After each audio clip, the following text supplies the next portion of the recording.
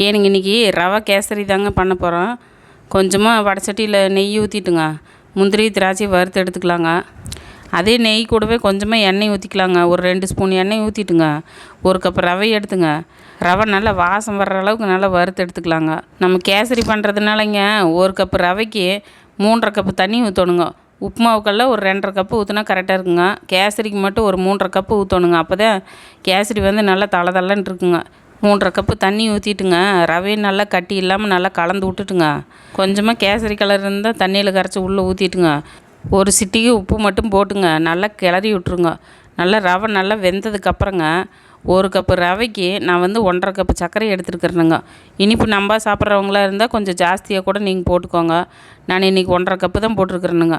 சர்க்கரை போட்டு நல்லா கெட்டியானதுக்கப்புறங்க கொஞ்சமாக ஏலக்காய் தூள், முந்திரி திராட்சை போட்டுங்க, நல்லா கலந்து விட்டுட்டு மேலே அப்படி நெய் ஊற்றிட்டிங்கன்னா சூப்பரான ரவை கேசரி ரெடிங்க.